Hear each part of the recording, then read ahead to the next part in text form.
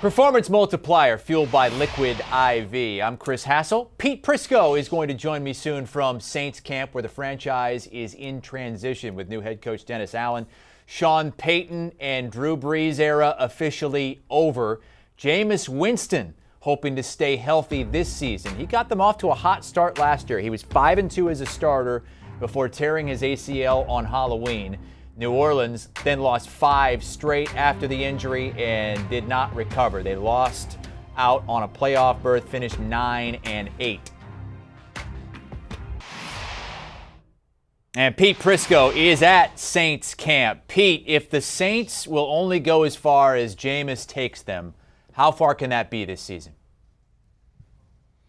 Well, they're not going to go as far as Jameis takes them. They're going to go as far as the defense takes them. What? No. That's not the headline in this topic. The headline is Saints will go as far as Jameis Winston takes them. Okay, but they'll go as far as the defense takes them, and Jameis will be responsible for not messing it up. Because, look, this defense is going to be a dominant defense. All he has to do is make the plays and not turn the ball over. If Jameis can do that, then this team will go deep into the playoffs. How about that? Can you think about that? That's a surprise. Most people wouldn't say that. They could go deep into the playoffs. If he turns the ball over and he's not playing good football and he's playing sloppy football, then that's going to undermine everything they do on defense. So they could go deep if he plays well. If he doesn't play well, they could actually have a quarterback change at some point. Andy Dalton is the backup. Okay, last time he played a full season, he threw 30 interceptions. So what does he need to keep that to this season if he plays the full way? Well, he was also playing on a team that had a bad defense at the time, so he was forced to throw the ball a lot. And one of the things that coaches who have coached him have told me over the years is they tell him you cannot be a hero on every play. In other words, the check down is there, the quick slant is there, get the ball out of your hands. You can't always get the big play. And that's something that Sean Payton did a good job of when he was on the field with him here, kind of instilling that into his mind. And I think that's got to carry over. And it's something he's going to work on. It's something he says he's working on to make sure he does get the ball out of his hands. I don't think he'll throw 30 interceptions because I don't think they're going to be forced to throw the ball as much as maybe they did in Tampa because the defense will be much better. Our producer, Jack, Bucs fan, wants to remind you that Bucs defense that you said was so bad did win the Super Bowl the following year. Hey, Jameis is one of the favorites to win Comeback Player of the Year behind Derrick Henry. Jameis is 5-1. Yeah, I'm not going to take him. I'm going to go in a different direction. Even on his own team, I don't think he should be the favorite on his own team. I think Michael Thomas should be the favorite in terms of the Comeback Player of the Year on the Saints team. Remember, Michael Thomas is coming back from a lost season. When he's on the field, he's one of the best receivers in the league. He's missing time now with a hamstring injury, but he'll be back, and I think he's a better candidate. But I think Christian McCaffrey will be the Comeback Player of the Year for the Carolina Panthers. Remember, when he's on the field, when he's been on the field, he's been one of those guys that's capable of being a 1,000 guy. There aren't a lot of those guys in the league, so I'll take Christian McCaffrey. Okay, you mentioned Michael Thomas. Now, you can place a bet on him to win Comeback Player of the Year. It's at 16-1. Hasn't played in nearly 2 full years. He's nursing another injury at camp. This time it's a hamstring issue. Why do you think he's ready to return this season and turn his career back around?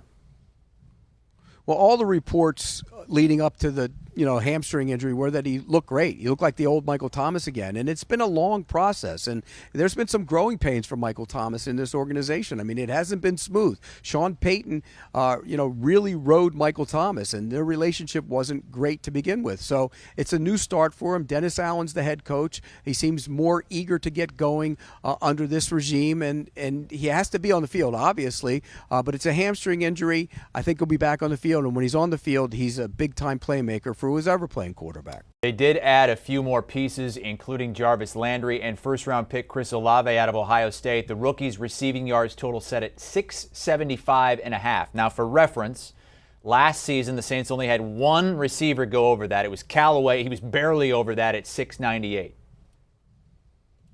Yeah, but that Saints team last year had so many injuries on the offensive line and a bunch of injuries at quarterback. They played a bunch of different guys at quarterback.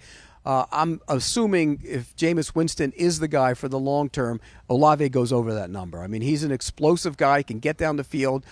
He's going to play on the outside. I think Landry will play on the inside, and Thomas will be on the other receiver position on the outside. That's a good group.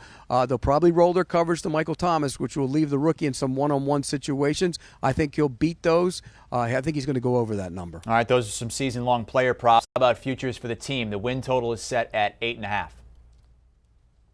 Oh, I think they're getting over that. Again, the division isn't great. You look at Atlanta, their team trying to build something. Carolina, who knows how Baker Mayfield's going to play at quarterback.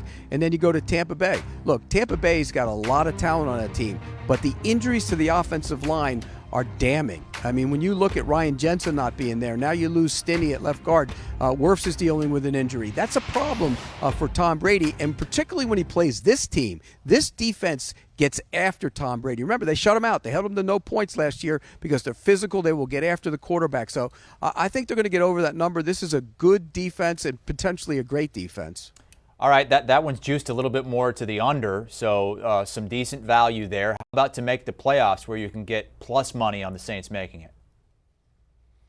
I'm going to take the Saints to make the postseason. Again, the division not great. They're going to win games with that defense until they can figure out the offense with Jameis Winston. And if he plays well, and then again, it's a big if. If he plays well, they could get to 10, 11 wins and maybe even more. It's a big if, but if they do, this could be a deep playoff team. So I think those odds are very good in favor of the New Orleans Saints. It is time for your bold prediction on the Saints. Now, the last time I asked you for a bold prediction, you were with the Vikings, and you said, my bold prediction is that Kirk Cousins is going to lead the league in passing touchdowns, but that doesn't mean it's actually going to happen. That doesn't mean I actually believe it. It's just a bold prediction.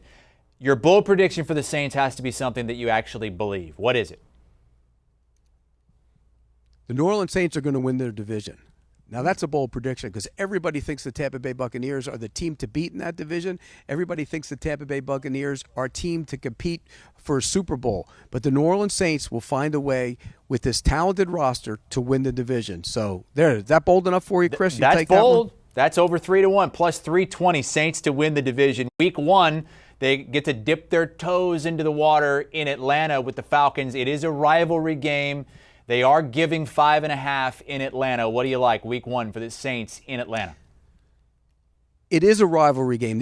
Those two teams do not like each other. I don't know if you saw the tweet that was out there today. You know, they're doing some renovations to the stadium here. They're talking about their new escalators and how they'll be 28.3 times faster than what they used to be. And there's a little thing underneath saying, not that we notice that 28.20 to 28.3 matters that much. They do not like each other. These two teams don't like each other, but that won't matter here. One team is significantly better than the other. I think the defense will limit what Marcus Mariota and that offense can do. I'm taking the Saints minus the points on the road. The always bold Pete Prisco with us here on HQ from Saints camp, 2.5 weeks away from kicking off their first season without Sean Payton in over 15 years. Check out the Pick 6 podcast, the very latest episode, talking about NFL gambling. Because why not? They always do. NFL futures that you should play from CBS Sports Line's R.J. White.